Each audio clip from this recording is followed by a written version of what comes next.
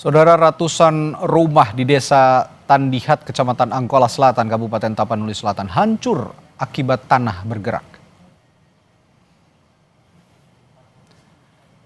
Satu persatu bangunan mulai dari rumah, masjid, dan fasilitas pemerintah roboh dan rata dengan tanah. Sekolah dasar pun terancam roboh lantaran tanah di halaman sekolah telah amblas sedalam 2 meter. Warga mengaku tanah bergerak terjadi sejak 25 November lalu. Saat ini warga desa diungsikan ke lokasi aman sebab tanah masih bergerak dan rawan menimbulkan bencana. Warga berharap bisa direlokasi karena tidak berani lagi tinggal di desa itu.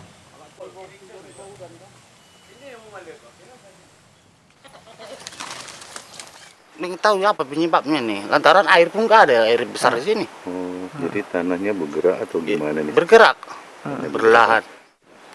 Gimana lah bilangnya ya, memang nggak layak lagi dihuni tempat ini. Berarti Bapak udah nggak berani lagi? Nggak berani lagi di sini tinggal lagi di ya? sini. Harapannya mungkin udah ada isu-isunya mau dibangun perumahan. Untuk relokasi. Iya, relokasi di PTPN. Oh, tapi itu orang Bapak berminat Pak kalau emang dibangunkan gitu Pak. Oh, berminat lah. Daripada Tinggal di sini. resiko di sini Pak. Iya. Imbas rumah rusak akibat tanah bergerak, lebih dari 600 warga desa Tandihat, Tapanuli Selatan memilih tinggal di pengungsian. Mereka takut dengan kondisi tanah yang setiap saat bergerak. Menurut Kepala Desa Tandihat, Ranto Panjang Sipahutar, saat ini terdapat 157 rumah warga rusak parah dan sebagian jalan di desa ini rusak cukup parah.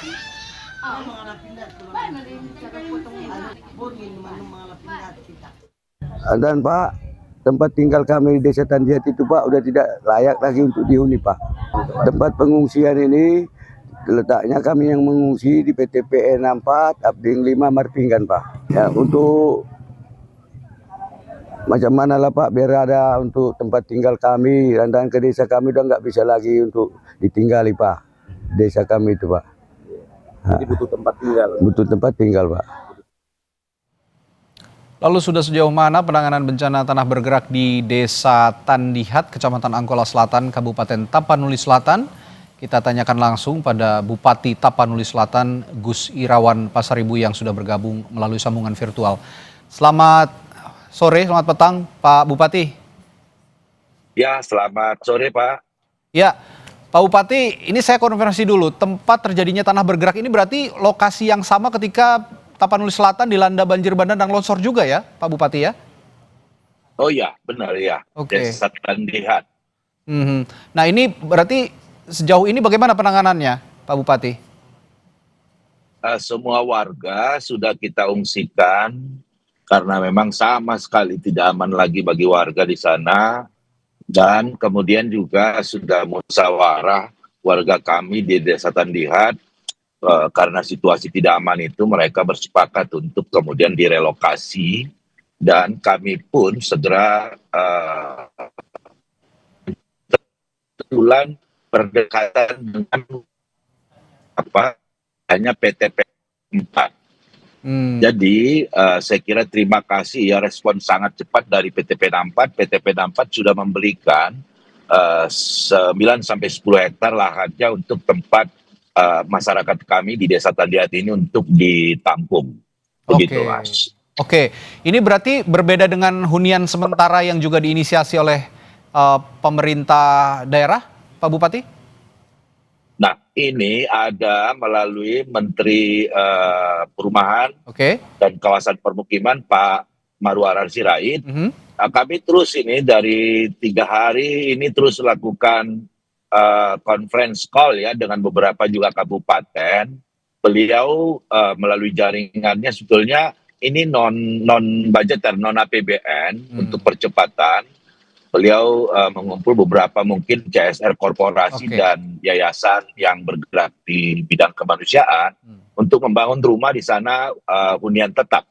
Jadi kami sudah, timnya beliau pun sudah turun ke lapangan.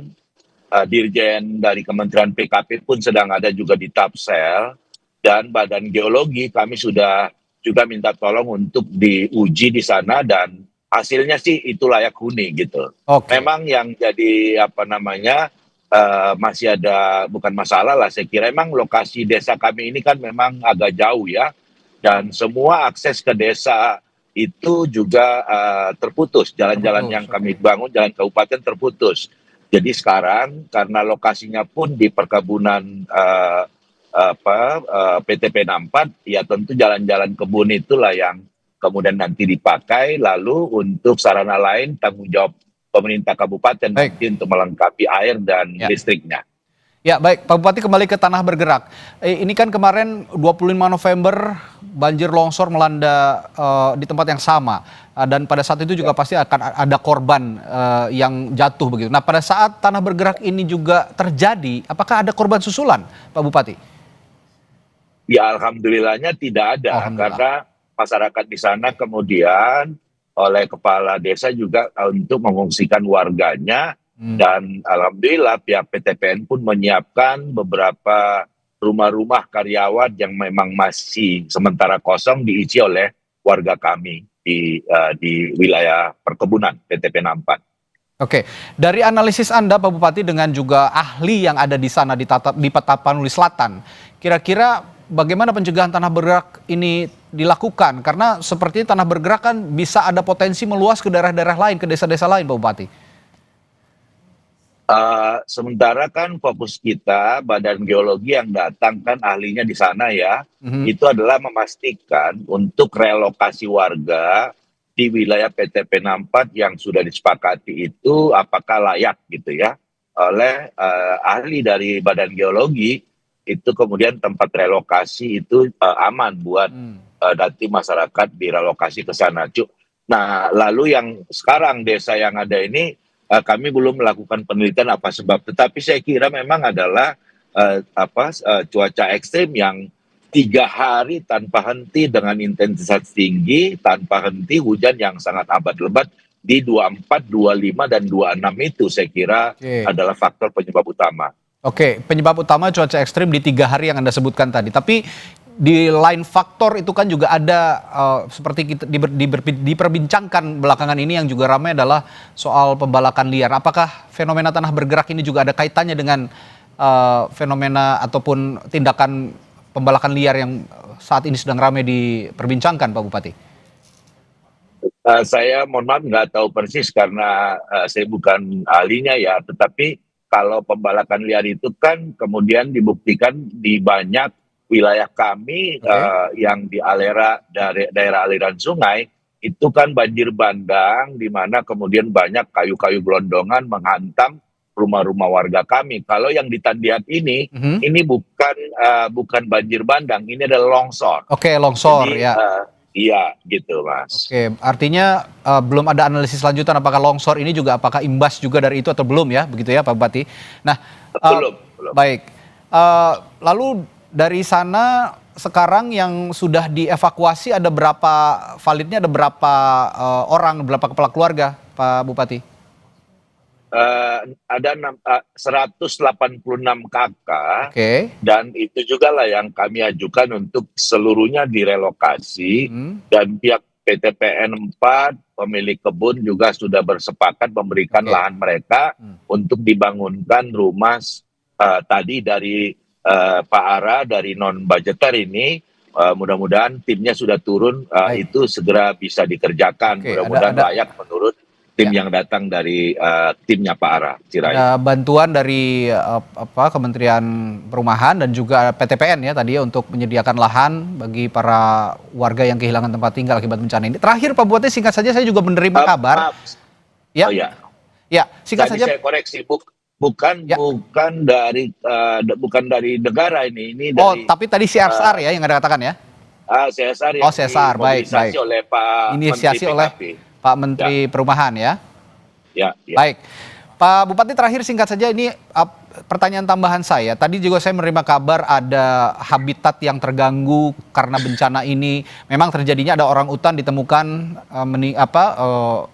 ada jasad atau bangkai orang utan di Tapanuli Tengah, tapi ini berbatasan dengan Tapanuli Selatan. Nah sejauh ini ada pemetaan ataupun melihat ada habitat yang terganggu di Tapanuli Selatan akibat bencana ini, Pak Bupati, dan bagaimana tindakannya yang akan dilakukan? Itulah maka saya sangat concern sebetulnya itu ada di ekosistem Batang Toru namanya. Batang Toru, baik. 2018 yang lalu, saya waktu itu sih masih Ketua Komisi 7 dengan Ketua Komite 2 DPD RI bersama 3 bupati, Bupati Tapsel, Bupati Taput, Bupati Tapanuli Tengah. Karena koridor ekosistem Batang Toru itu ada di 3 daerah ini untuk kesepakatan bersama menjaga ekosistem Batang Toru gitu loh. Maka begitu saya bupati di Februari yang lalu, saya sebetulnya sudah melihat bahkan menyurati di Kementerian Kehutanan untuk menjaga ekosistem Batang Toru ini gitu loh Mas. Tetapi masih ada beberapa izin PHAT melalui siku mereka yang mengambil kayu, padahal itu adalah di ekosistem Batang Toru. Baik, ini yang kita garis bawahi bahwa Anda juga sudah menyurati Kementerian Kehutanan untuk sama-sama menjaga ekosistem Batang Toru ya, dan yang ditemukan kemarin ada jasad orang utan ini juga kemungkinan besar diduga merupakan bagian komunitas dari ekosistem dari Batang Toru ya. Ini selalu dibilang siapapun datang bahwa ini Pongo tapanuliensis nama ininya. Itu adalah binatang paling langka yang sangat dilindungin gitu loh Mas. Ya, kita harus jaga bersama. Ada di ekosistem Batang Toru. Ya, baik. Kita sambung lidahkan, semoga juga tetap ada perhatian dari pemerintah pusat, terutama dari Kementerian Kehutanan untuk sama-sama menjaga ekosistem di Batang Toru. Terima kasih Pak Bupati Tapanuli Selatan, Gus Irawan Pasaribu telah berbagi informasinya di Sapa Indonesia Malam. Sampai jumpa lagi Pak Bupati. Sehat selalu. Terima kasih Mas. Selamat bertugas. Saudara, hujan dengan intensitas tinggi menyebabkan kawasan Batu Busua, Kecamatan Pauh, Kota Padang, Sumatera Barat